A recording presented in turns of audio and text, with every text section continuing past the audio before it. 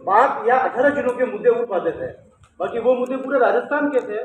तो ऐसे बहुत सारे जिले थे जिसके अंदर अभियान के उस रूप में साथी नहीं थे, संस्था संगठन से जुड़ा हुआ अभियान का नहीं था।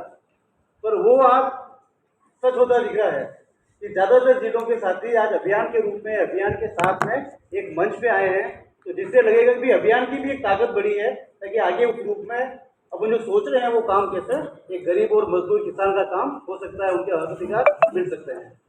तो संक्षिप्त में मैं बताना चाहूँगा कि एसआर अभियान की जो शुरुआत हुई वो 2006 के अंदर हुई, और उस समय पहले जो सारे संघर्ष हुए थे, चाहे सूचना के अधिकार कानून की बात है या नरेगा का जो कानून बना, तो इन दोनों कानून के बनने के पीछे काफी लंबे संघर्ष हुए थे, और वो सारे साथी संघर्ष से निकले हुए थे।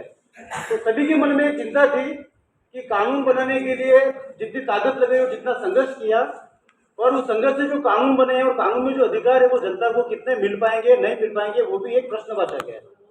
तो वो कानूनी अधिकार लोगों को जब तक जानकारी नहीं होगी तब तक धरातल पे क्रियान्वयन बहुत मुश्किल होगा।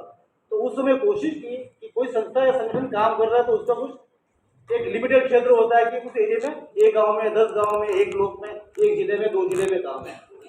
तो पूरे राजस्थान के अंदर जिस जगह जो संस्था संगठन काम कर रही है, कुछ इंडिविजुअल लोग भी हैं, तो उनको जोड़ने का प्रयास अभियान ने किया और कोशिश की कि ये सारे जो दोनों कानून बने हैं इसकी जानकारी जिन लोगों के लिए कानून है उन तक ये जानकारी पहले हम पहुंचाने का काम करें। तो इस तरह के अभियान ने शुरू में यात्रा शुरू की।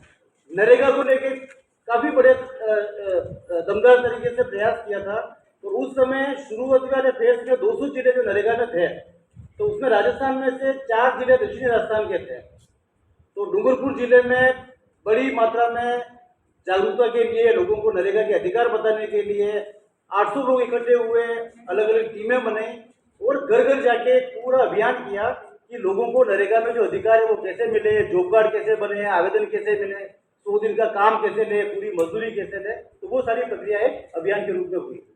तो अभियान ने शुरुआत में जागरूकता का काम किया, फिर आगे जाके देखा कि नरेगा में 100 दिन हो रहे हैं लोगों के, 80 दिन हो रहे हैं, पर नरेगा की जो पूरी मजदूरी है वो नहीं मिल रही है।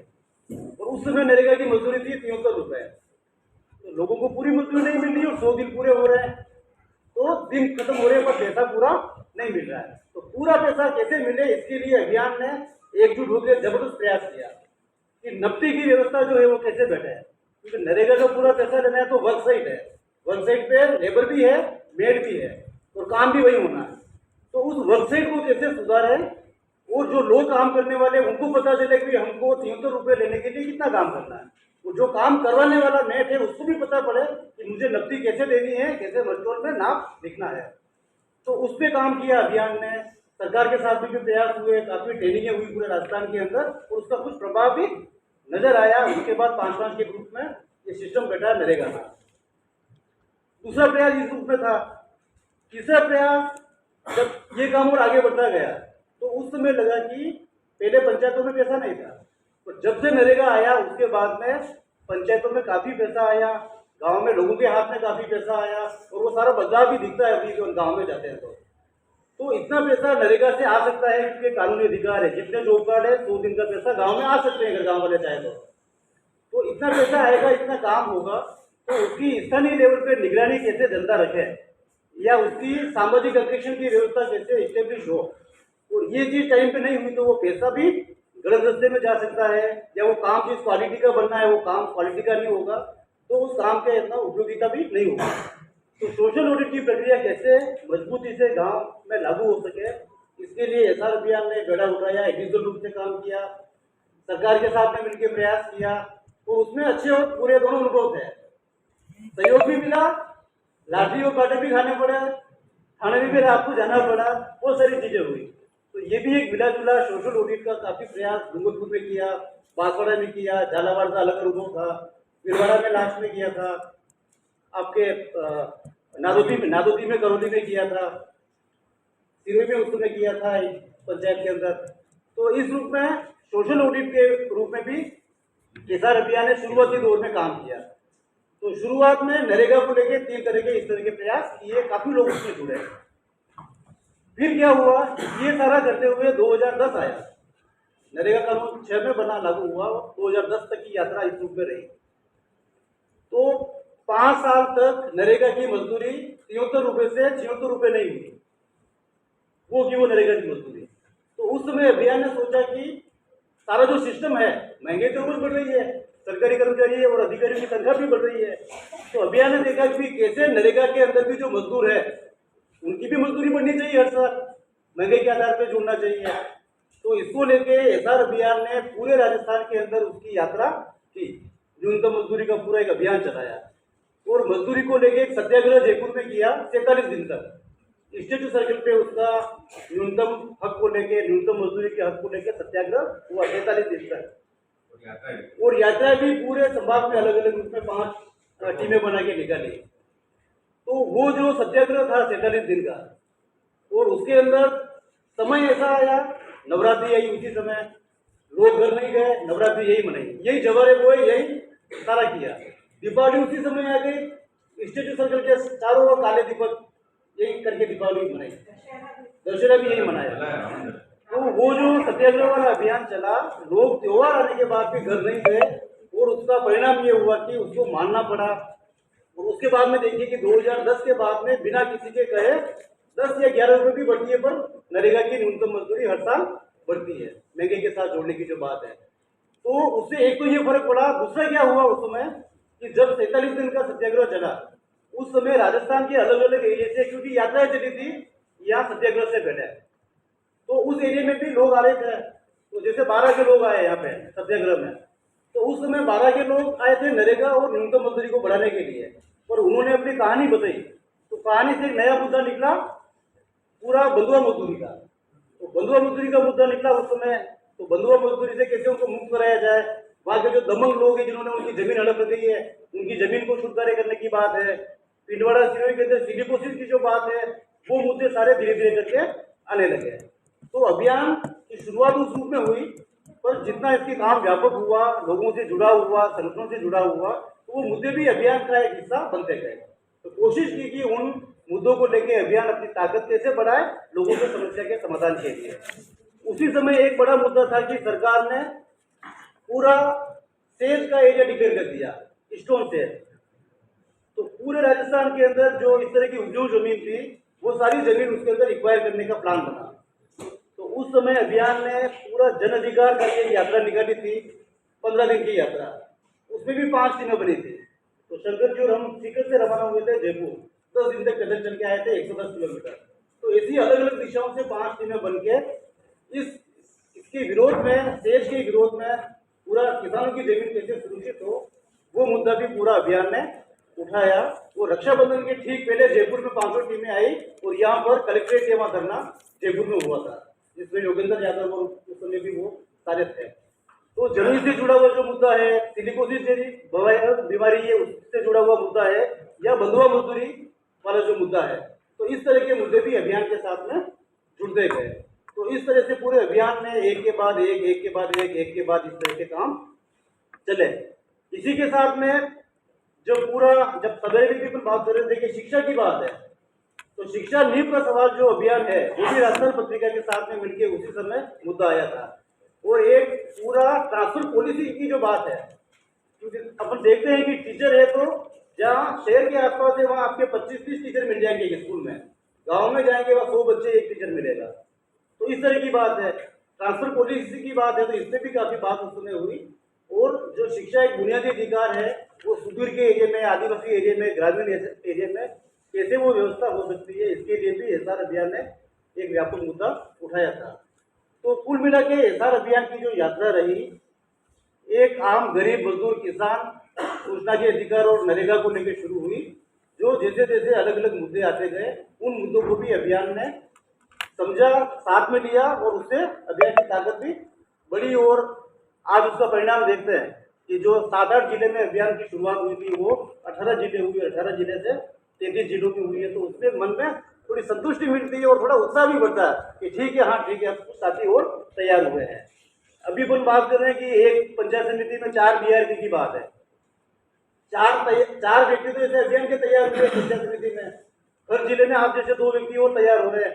तो कोशिश करें अपन, आज भी जो बात कर रहे थे कि जवाबदेही कानून के लिए जो 50-50 का ग्रुप बनाना है, एक एक बीआरपी के माध्यम से एक एक व्यक्ति अपनी जिम्मेदारी लेके करते हैं, तो वो जवाबदेही कानून भी बनेगा। और अपन सोशल ऑडिट करने में जो चुनौतियां आ रही है अभी कि आपको रिकॉर्ड नहीं मिल रहा है, इस तरह की जो बातें हैं, तो वो सारी चीजें भी अपने अकेले से नहीं होगी। अपन जैसे वो ज्यादा व्यक्ति को कैसे इस मानसिकता से तैयार करें कि वो काम चाहे बीआरपी है, डीआरपी है, एसआर अभियान के फेलो है या नहीं है, या सरकारी नौकरी में है या प्राइवेट सेक्टर में काम कर रहे हैं, पर ये दिमाग में अगर ये बात है, अभियान की बात है, लोगों के लिए हक की बात है, तो वो हक की बात अगर दिमाग में दिल में बैठती है, तो ऐसा चीज अपन कहीं भी काम करने जाए, अभियान में है, संस्था में है, संगठन में है, सरकार में है या अन्य जगह है, तो जहां अपन काम कर रहे हैं वहां इस सोच से काम अपन कर सकते हैं। तो आज थोड़ी सी आशा जग रही है कि इतने साथी जुड़े हैं, अलग अलग जिलों से जुड़े हैं, तो अपन थोड़ी सफलता की दिशा में आगे बढ़ेंगे। तो छोटा सा मैं ये बात दो तीन बात कहना चाह रहा था। धन्यवाद। इसमें मैं एक जोड़ना चाहता हूँ। अभियान के जो आज भी नरेगा में चुनौती है, पूरा टास्क और भुगतान को उसको भी अभियान ने कई बार चुनौती स्वीकार करके सरकार के साथ काम करके साइड ट्रेनिंग की नरेगा है पूरे पखवाड़े के साथ। अभियान के लोग भीड़ में रहे और जो श्रमिक थे उनसे पूरी नफ्ती करा करके उनका जो टास्क था वो पूरा करा करके और उन्हें पूरा भेज दिलाया, कई बार पूरा पैसा दिलाया है, और पैसा भी पखवाड़ा संपन्न होते ही पैसा उनके खाते में गया। तो सरकार कहती है या लोगों के जो दिमाग में बैठा हुआ है ना, समय से पैसा नहीं मिलता, कम मजदूरी मिलती, लेकिन मौके पर जो ट्रेनिंग की थी अभियान के लोग वहां रहे, और जितनी अभियान के लोगों ने ट्रेनिंग की है उसमें श्रमिकों को पूरा भेज मिला है, पूरा उन्होंने काम किया है और समय से उनका भुगतान दिलाया है, ये भी काम हुआ है। मैं और बताना चाह रहा हूँ कि एक बड़ा जो काम अभियान ने किया था, ओल्ड एज पेंशन को यूनिवर्सल करा। तो पहले 14 लाख लोगों को पेंशन मिलती थी और आज वो 1 करोड़ लोगों को मिलती है, और ये राजस्थान बहुत बड़ी बात है ना, सबको यूनिवर्सल कर दिया। और यहाँ पे गहलोत साहब इस स्टेचू सर्किल के पास उद्योग मैदान है, उसमें सब इकट्ठे हुए। ये स्ट्रेटेजी की कि बूढ़े लोगों को लाना, बुजुर्गों को, क्योंकि पेंशन नहीं मिल रही थी। बुजुर्गों की पेंशन क्या थी कि केवल बीपीएल को थी। विधवा की पेंशन भी क्या थी कि जब बेटा 18 साल का हो जाए तो मिलती थी तो बंद हो जाती थी, विकलांग छोटे को थी नहीं। तो इस किस्म की पेंशन का ढांचा था, और उस ओल्ड एज को पेंशन को यूनिवर्सल करने के लिए या इस स्टेचू सर्किल के पास में 7,000 लोग इकट्ठे हुए, और उसमें वो अभियान की ताकत थी, क्योंकि एक जगह की बात नहीं है, आप हर जिले से कोई प्रतिनिधित्व होता है तो उसकी बड़ी ताकत होती है। और उसमें ऐसा ही होता है कि 100 वहां से आएंगे, 100 वहां से आएंगे, 100 वहां से आएंगे, ये संख्या बड़ी हो जाती है। और यहाँ पे गहलोत साहब आए नहीं। गहलोत साहब ने यहाँ कहा कि इतनी बड़ी मीटिंग बड़ी, उन्होंने कहा कि 2-4-5 लोगों को घर पे भेज दो, गहलोत साहब को बुखार, उनकी तबीयत ठीक नहीं। तो हम निराश हुए, उनका यार इतने बुजुर्ग आए और गहलोत साहब तो आज आए भी नहीं रहे। माइक से ये चल ही रहा था, और इतने में वो पुलिस वाले कुत्तों को लेके आए और वहाँ घुमाने लगे। तो हमें डाउट हुआ यार कुछ मसला गड़बड़ है, कि कुत्ते क्यों स्टेज के पास घुमा रहे। तो पता लगा गहलोत साहब आ रहे हैं। उनको किसी ने अपनी रिपोर्ट में आईबी वाले सीआईडी वाले रहते हैं, उन्होंने कहा बहुत सारे बुजुर्ग आए हुए हैं और सारे बूढ़े लोग हैं, तो आप आओगे तो अच्छा रहेगा। और गहलोत साहब आए और उन्होंने मंच में कहा कि मैं बात करूंगा। गांव में कहीं जाते हैं सब कहते हैं पेंशन नहीं मिलती, पेंशन नहीं मिलती, मैं बात करूंगा, यही उन्होंने कहा। और उसके बाद वो धरना दिल्ली चला गया, और दिल्ली में 1 महीना धरना रहा। उसमें बिहार से, यूपी से, उड़ीसा से, झारखंड से, जहां से थे, राजस्थान से भी बड़ा ग्रुप था, और 1 महीना पूरा वो धरने में बैठा। बिहार में बहुत बुरी हालत है, यूपी में बहुत बुरी हालत है, गुजरात में वो पेंशन आप सोचो क्या ढांचा है, 200 रुपये महीना, आज भी 200 रुपये है।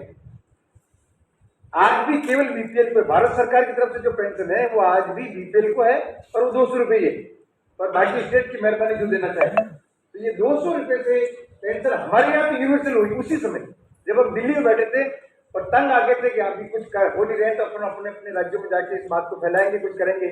बाबा आडव हैं महाराष्ट्र से, पूना से, जो माल पंचायत के राष्ट्रीय अध्यक्ष हैं, वो पेंशन परिषद में, अरुणा जी है पेंशन परिषद में। ऐसे एक अभियान की तरफ से एक नेतृत्व है, और एक राष्ट्रीय पेंशन परिषद का गठन हुआ, और उसके तहत वो धरना चला।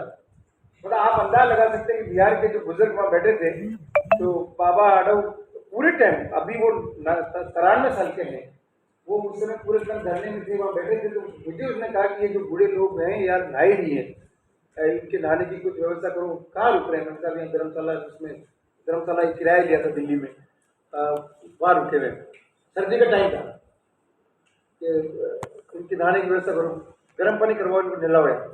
तो हम गैस का सिलेंडर की व्यवस्था करी, गर्म पानी किया, कोई नहाई नहीं। अगले दिन बाबा ने मुझे वापस कहा ये क्या हुआ, ये नहाएगी नहीं? तो मैंने कहा गर्म पानी तो किया था इन्होंने। तो उनको पूछा मैंने गर्म पानी किया, नहाए क्यों नहीं? तो देखो नहाएंगे तो धरने में नहीं आएंगे। क्यों? क्योंकि हमारे पास जो पहने हुए कपड़े हैं ना, वही है, तो हम नहाएंगे तो इन कपड़ों को धोएंगे और अपना गमछा बांध के बैठेंगे जब तक वो नहीं सूखे, तब कपड़े पहन के आएंगे। तो वो इतना ऐसा वो था कि ये हालत थी। और अगले दिन हमने वहाँ दिल्ली में अनाउंस किया कि हमारे कुछ कपड़े किसी के घरों पे हो, जैसे भी हो यार लाओ। और वो कपड़े आए, वो ढेर लगा था कपड़ों का, वो सारे बुजुर्ग उन कपड़ों को ढूंढते रहे, कोई ले ही नहीं रहा था। तो मैंने कहा ये कपड़े पसंद नहीं आएंगे, नहीं वो तो सारे मोटे मोटे दिल्ली के थे, जैसे आप जानते हो। तो वो कपड़े भी उनके लिए तो ऐसा लगे जैसे कोई हैंगर में लटक रहे हो, तो उनको पसंद ही नहीं आया। अगले दिन हमने अनाउंस किया भैया बच्चों के लेके आओ। तो बच्चों के कपड़े लाए, अगले दिन उन्होंने अपनी पसंद से जो भी उनको पसंद आया वो लिया। वो बुजुर्गों ने धरना दिया, कुछ भी नहीं था उनकी जेब में। वो बिहार में जब आते हैं तो ट्रेन में भी बिना किराए के घुसते हैं, डब्बे में पूरा पैक होके आते हैं। और दिल्ली में रेलवे स्टेशन से उतर के जंतर मंतर तक पैदल आते हैं, उनकी जेब में कुछ नहीं है। और वहाँ जो 2 टाइम खाना मिलता था, जो भी सुबह शाम का, वही खाते थे और दिन भर वहाँ धरने में बैठते थे। तो उनकी ताकत को देख के मुझे लगा इतना तगड़ा है ये। तो वो अभियान में उस तरह से बहुत तगड़ा दम है, क्योंकि आप थोड़े लोग सब जगह से जुड़ जाते हैं। पुलिस वाले भी क्या करते हैं, वो CID वाले सिविल ड्रेस में रहते हैं, पूछते रहते हैं कहाँ गए हो, तो वो उदयपुर। तुम कहाँ गए? तो उदयपुर। तुम कहाँ गए? उदयपुर। तो फिर अपनी रिपोर्ट ले सारे उदयपुर गई। लेकिन उससे अगर कोई मिल जाए कहाँ गए, बांसवाड़ा, झुंझुनू, टोंक, सवाई माधोपुर, हनुमानगढ़, गंगानगर, वो कहता साहब ये तो सब जिलों के हैं, मेरे को यहाँ भी मिले, वहाँ के मिले। माइक से जब अनाउंस करते हो ना, आज अब आप डूंगरपुर के साथियों से अनुरोध करेंगे कि वो आए, तो वो सुनते डूंगरपुर के भी, वो अपनी रिपोर्ट में लिखते। झुंझुनू के साथ आ जाए तो वो एक माहौल बनता है, इतने सारे जिलों के लोग यहाँ हैं और ये बात उठा रहे। यूनिवर्सल पेंशन का पूरा श्रेय इस अभियान में जाता है, क्योंकि इस अभियान ने वो यूनिवर्सल पेंशन, और दिल्ली में जो क्या गाने गूंजते थे अभियान के, उसमें अरे देवनी पड़ेला थाने, देवनी पड़ेला, बुढ़ापा की पेंशन थाने देवनी पड़ेला, देवनी पड़ेला, देवनी पड़ेला, बुढ़ापा की पेंशन थाने देवनी पड़ेला। भारत को खजानो थाने खोलनो पड़ेला, भारत को खजानो थाने खोलनो पड़ेला, अमीरा की अमीरी ने रोकनी पड़ेला, अमीरा की अमीरी ने रोकनी पड़ेला, अमीरा की अमीरी ने रोकनी पड़ेला, अमीरा की अमीरी ने रोकनी पड़ेला, विजय माल्या से वसूली करनी पड़ेगा, विजय माल्या से वसूली करनी पड़ेगा, देवनी पड़ेला थाने देवनी पड़ेला, देवनी पड़ेला थाने देवनी पड़ेला, बुढ़ापा की पेंशन थाने देवनी पड़ेला, बुढ़ापा की पेंशन थाने देवनी पड़ेला। बनते जाते थे, पहले तैयार होती नहीं। ये सबसे बड़ी ताकत है। जब आपका घर का माहौल ऐसा कुछ होता है तो गीत ही बनते हैं। डूंगरपुर के कुछ साथी आए थे, तो धरना चल रहा था, थोड़ी बात, तो उन्होंने गीत गाया। तो मैंने कहा यार गीत क्या है गीत से, तो ये इसका ओरिजिनल गीत क्या है, कि तो गीत की लाइन की तरफ से टॉप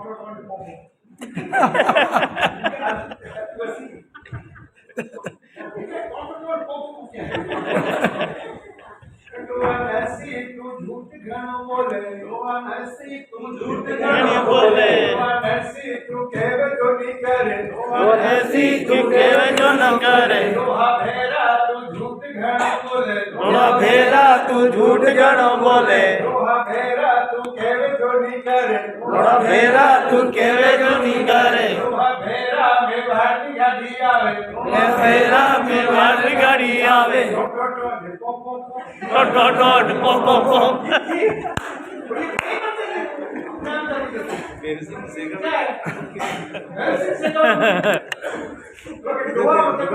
दो लोग लोहा भेरा वो थोड़ी ना इसके उनके लिए नरसिंह राव लोहा नरसिंह और भैरव सिंह लोहा भेरा तो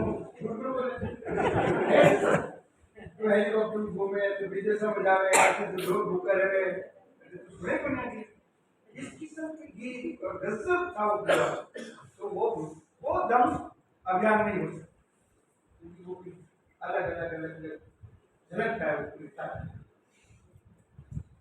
तो ये अभियान का है और अभियान केवल एक संघर्ष एक काम है अभियान का। और इसकी खूबसूरती ये है कि अलग अलग तरह के लोग जुड़े हुए हैं उसमें। स्वास्थ्य पे काम करने वाले लोग भी है, नरेगा पे काम करने वाले भी है, आपकी सामाजिक सुरक्षा पे काम करने वाले, पेंशन पे काम करने वाले, सिलिकोसिस के मुद्दे पे काम करने वाले, मजदूरों के मुद्दों पे काम करने वाले। तो जितने भी मुद्दे हैं वो अलग अलग तरह के लोग अपने अपने क्षेत्र में अलग अलग काम करते हैं, अलग अलग संस्थाएं हैं, लेकिन वो सारी संस्थाएं और व्यक्ति जो इस विचार को स्वीकार करता है वो सारे मिलके उन्होंने अभियान बनाया। तो लोग अपनी अपनी जगह भी काम करते हैं, लेकिन जब मुद्दा आ जाता है कोई सामूहिक तौर पे तो सारे लोग समूह के तौर पे भी आके उस अभियान के नाम से काम करते हैं। तो संघर्ष एक काम है अभियान का कि हम मांग करते हैं कि ये नरेगा ठीक नहीं चल रहा है तो उसको ठीक करना है। सिलिकोसिस की नीति बनी लेकिन उसको अभी तक ढंग से नहीं चल रहा है जमीन पे, वो तो उसको चलाए कैसे, उसके लिए काम करता है। और ये काम संघर्ष एक तरफ है लेकिन सरकार के साथ मिलकर भी करते हैं। ऐसा नहीं कि हम सड़क पे बैठ गए तो फिर सरकार से बात ही नहीं करेंगे, ऐसा नहीं। सरकार के साथ भी आप जिससे आप पिछले साल हमने प्रशासन गांव के संग अभियान चला, वो प्रशासन गांव के संग अभियान पूरा सरकार का था और पूरे राजस्थान की हर पंचायत में वो कार्यक्रम चला।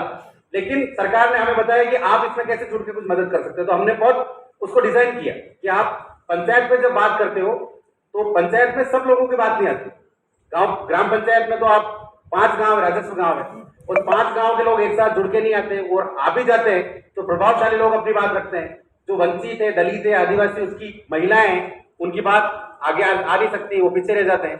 तो हमने कहा कि आप प्रशासन गांव के संग जो कैंप कर रहे हो ग्राम पंचायत स्तर पे, उससे पहले आप गांव की सभाएं करिए, हर गांव में एक मीटिंग करिए और वहां से मुद्दे निकालिए और उन मुद्दों को फिर ग्राम पंचायत स्तर पे लाके उस जिस दिन कैंप हो उस दिन समाधान कीजिए। तो वो पूरा हमने डिजाइन किया और हमने सरकार के हर स्तर पे लोगों को ट्रेनिंग दी और यहाँ हमने कंट्रोल रूम बनाया जयपुर में। और यहाँ से डेली हम हमारे कार्यकर्ता जो थे अभियान से जुड़े हुए लोग, उन्होंने जिला स्तर पे एक कंट्रोल रूम सेटअप किया। वो पता करते थे कि आज ग्राम पंचायत में क्या हो रहा है, क्या मुद्दे उठे हैं, कैसे चल रहा है ये जो कैंप है। वो डिजाइन जो हमने बनाया वो ठीक से चल रहा है कि चल रहा है। और वो रोज रिपोर्ट यहाँ पे कंट्रोल रूम जयपुर में होती थी, हम ये सारी रिपोर्ट सरकार को करते थे। तो ऐसे सरकार के साथ मिलके भी हम बड़े बड़े अभियान चलाए, जैसे सामाजिक इंस्पेक्शन का अभियान आज ये चला रहे हैं, हम एक अलग ढंग का एक प्रोजेक्ट के तहत चलाए। लेकिन इससे पहले आप भिलवाड़ा का सोचो अभियान चलाया हमने 2009 में। उससे पहले 2006-07 में डूंगरपुर, उदयपुर, आपका बांसवाड़ा, झालावाड़, तो उसमें सरकार ने हमें बुलाया और उसमें हम अभियान के 600-700 लोग, बड़ी बड़ी संख्या में लोग गए और वहां जाके सरकार की मदद करके उस सामाजिक इंस्पेक्शन की प्रक्रिया अंततः सरकार को करनी है, लेकिन उसको स्थापित कैसे करें उसमें अभियान के लोगों ने जाके मदद की। और इसी के साथ सरकार के साथ संवाद करते हैं हर मुद्दे पे। सरकार चाहे हम उस पर सहमत है चाहे असहमत है, लेकिन बात करना नहीं छोड़ते, उनके साथ जाके हमेशा संवाद आयोजित करते हैं। तो नरेगा संवाद हमने 2009-10 में शुरुआत किया जब भरत सिंह जी पंचायत राज मंत्री थे और उसमें उस संवाद में सब लोग बैठते थे और उसमें पंचायत राज मंत्री बैठते थे, प्रशासन जो ग्रामीण विकास विभाग है वो पूरा प्रशासन बैठता था, सारा गांव के जो मजदूर है वो भी थे, जो संस्थाएं काम करने वाली सिविल सोसाइटी संस्थाएं अभियान के साथ जुड़ी हुई उस मुद्दे पे, वो सब लोग आके बात करते थे कि नरेगा को बेहतर कैसे करें। समस्या अपनी जगह है, वो सुझाव भी देते थे, उसमें लड़ते झगड़ते भी थे, लेकिन हमेशा अभियान ने संघर्ष भी किया, मांग भी की, साथ मिलकर काम भी किया और उनके साथ संवाद भी निरंतर जारी रखा। इसलिए आज अभियान की एक उस तरह की एक रेपुटेशन बनी है सरकार के साथ कि आज अभियान के नाम से सरकार के साथ कुछ चीजें होगी तो उसको मान्यता मिलती। ऐसा नहीं कि किसी ने कह दिया कि अभियान के साथ जुड़ गए, तो आप अभियान के साथ जुड़ रहे हो, तो आपकी पहचान तो अभियान के साथ हो रही है, लेकिन आपके साथ एक बड़ी जिम्मेदारी भी जुड़ रही है उसके साथ, क्योंकि एक बहुत बड़ा मॉरल ड्यूटी है इस अभियान का, इतना बड़ा नाम है और इतनी बड़ी जिम्मेदारी है। तो आप ऐसे रोड चलते कुछ भी उस अभियान के नाम पे चीजें नहीं कर सकते, क्योंकि उस अभियान की एक इज्जत है, उसकी एक गरिमा है, उसका एक पूरी रेपुटेशन सरकार के साथ है, समाज में उसका एक चीज है। अभियान का जब कोई स्टेटमेंट जारी होता है तो ऐसा नहीं कि उसको फेंक दिया जाता है, वो सरकार की हर चीजों को प्रभावित करता है। आप सोच रहे हो कि बजट सरकार का काम, लेकिन बजट में जब बनता है बजट, उससे पहले जो कंसल्टेशन होते हैं उसमें आप सोचो मुख्यमंत्री अभियान को बुला रहा है, तो उस पर आपकी सलाह ली जा रही है। जब बजट बन गया उसके बाद तो उसको लागू कैसे करना है, तो आपने सोचा वो 1 अगस्त को वो मीटिंग जो हुई उसमें सौंपा गया कि नरेगा में हमने 25 दिन बढ़ा दिए, लेकिन 25 दिन को कैसे जमीन पर उतारा जाए उसके बारे में अभियान सलाह देगा। तो आपके जितने भी सरकार की चीजें हैं उसमें अभियान का हर जगह दखल, हर मुद्दे में दखल, और वो इतना बड़ा स्पेस किसी सरकार में बनाना बहुत मुश्किल है। आप सोचो हम अपनी व्यक्तिगत कैपेसिटी में यदि जाते हैं तो व्यक्तिगत कैपेसिटी में आपको किसी वीडियो से मिलना है तो 2 घंटे आपको इंतजार करना पड़ेगा, नहीं मिलते। सरपंच से मिलना, सचिव से मिलना मुश्किल होता है। लेकिन इस अभियान का एक नाम है क्योंकि इन्होंने एक अच्छा काम किया है, ईमानदारी नैतिकता की एक मूल्य स्थापित किए इस अभियान के अपने काम में, तो उसका एक बोझ आपके ऊपर भी है। आप ऐसे कोई कृत्य नहीं कर सकते कि इस अभियान को बदनाम कर दो किसी जिले में, तो आपको वो जिम्मेदारी समझ के भी इस अभियान के साथ जुड़ के काम करना पड़ेगा। तो ये अभियान एक मिला जुला सबका सामूहिक अभियान है, जवाबदेही कानून अभियान की मांग के आधार पे आप जब निकल के आ रहा है। सामाजिक अंकेक्षण आप अभियान यदि नहीं होता तो राजस्थान में सामाजिक अंकेक्षण स्थापित नहीं हो सकता। हम पिछले 12 साल से अलग अलग ढंग से प्रयास कर रहे हैं, लेकिन ये एक अभियान की वजह से एक हमने सामूहिक रूप से एक परियोजना चलाई और उस प्रोजेक्ट के तहत जो सेटअप हुआ, 4 ब्लॉक में रिसोर्स पर्सन बने, उसके तहत सामाजिक अंकेक्षण हुआ, वो कभी नहीं हो सकता। तो हमने सरकार को रास्ता दिखाया है कि आप ऐसे करके करोगे आगे, तभी आगे आप बढ़ सकते हो, और उसको सरकार ने माना है। उन्होंने स्वीकार किया है कि यदि इसको स्वीकार नहीं करेंगे तो ये ढांचा नहीं बन सकता है।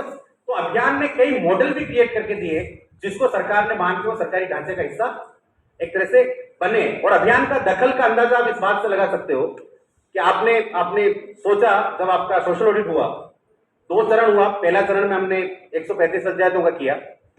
सेकंड चरण में जब हो रहा था तब 145 पंचायतों का हमने चयन किया था। उसमें से चित्तौड़ में सरपंचों ने आंदोलन कर दिया कि हम नहीं करेंगे। दौसा में आंदोलन हो गया, बिल्कुल विरोध कर दिया, ताले लगा दिए पंचायतों को, हम नहीं करेंगे। और वो दिन जैसे हम सोच रहे थे कि आप पहले दिन हुआ ताले लगे, दूसरे दिन कुछ अलग गतिविधि हो रही है, तीसरे दिन सरपंचों से मिलने हम सिराजी और चित्तौड़ उन सरपंचों से जाके मिले जो सरपंच आंदोलन कर रहे थे। उस कमरे में जाके बात की, बहुत लड़ाई झगड़ा हुआ उनके साथ, लेकिन वो कन्विंस हुए बाद में। लेकिन ये सब चीजें हुई, लेकिन उस कैंपेन का असर, अभियान का असर इतना था कि सरकार ने जब सरपंच आए 10,000 उस मोबिलाइजेशन उस 260 पंचायत के, एक छोटी सी पंचायत का हिस्सा है, 11,000 पंचायत राजस्थान में है, लेकिन 260 पंचायतों में आपने ऑडिट की, उसका असर इतना हुआ कि 10,000 सरपंच मोबिलाइज हो गए और उस प्रक्रिया को रुकवाने आगे। एक तरफ सरपंच का दबाव था सरकार पे, तो उन्होंने कहा कि यार इसको रोको, इस अभियान को। उन्होंने लिख दी, चिट्ठी निकाल दी कि भाई आप एसआर अभियान और सिविल सोसाइटी शब्द को विलोपित करना है इस पूरी प्रक्रिया से। लेकिन 3 दिन बाद वापस प्रेस कॉन्फ्रेंस हुई, सरकार हिल गई। उन्होंने कहा नहीं, ये तो हमारे से गलती हो गई। उन्होंने मांगा, माफी भी मांगी कि हमसे गलती हो गई, ये वापस इसको हम जारी करेंगे। फिर उन्होंने सोशल ऑडिट वापस शुरू किया। 23 सितंबर को उन्होंने एक ऑर्डर वापस जारी किया। क्या ऑर्डर जारी किया? क्योंकि जैसे ही ऑडिट शुरू होने वाला था और सरपंचों ने वापस धरना देना शुरू कर दिया, तो फंस गए वो कि यार ये क्या करें इसका। तो उन्होंने वो ऑर्डर निकला उनका कि हम, बारिश बहुत हो रही है और इतनी बारिश हो रही है सोशल ऑडिट करना बहुत मुश्किल है, प्राकृतिक आपदा आ गई। तो मतलब बारिश कुछ नहीं थी, लेकिन अभियान का इतना बड़ा दबाव था कि उनको बचना था उससे। तो अभियान का मतलब, मेरे कहने का मतलब है कि अभियान का हर स्तर पर दखल है और सरकार इस अभियान से मतलब दबती है, उसका दबाव है, एक प्रेशर प्रूफ काम करता है उस रूप में। तो उस रूप में इस अभियान को हमें लेना है।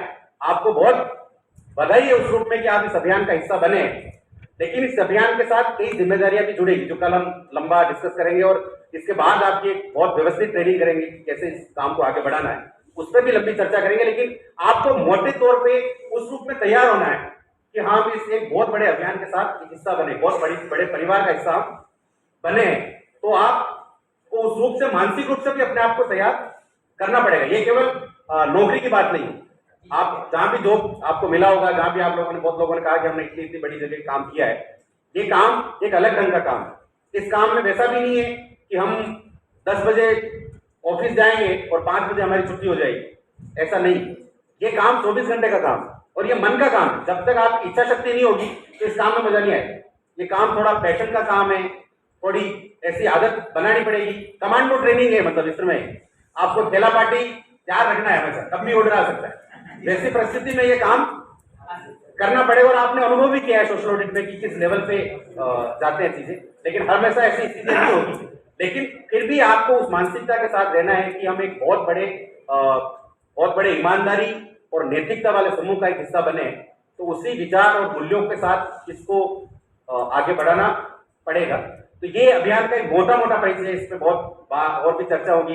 व्यक्तिगत तौर पे हम लोग जब भी मिलेंगे आप लोगों से, उस समय भी और चर्चाएं होंगी। ये समझने के लिए कोई 1 घंटे का भाषण उस पूरे अभियान को, कैंपेन जो 20 साल का काम है, उसको नहीं समझा सकते, उसमें बांध नहीं सकते। लेकिन जब आप लोगों के साथ चर्चा होगी, आप लोग जब काम में घुसेंगे, तब आपको अपने आप समझ बनेगी कि इस अभियान की क्या वैधता है, क्या मूल्य है इस अभियान के, कैसे इसके काम है, क्या तौर तरीके इस अभियान के हैं, तो वो आपको समझ में आएगा।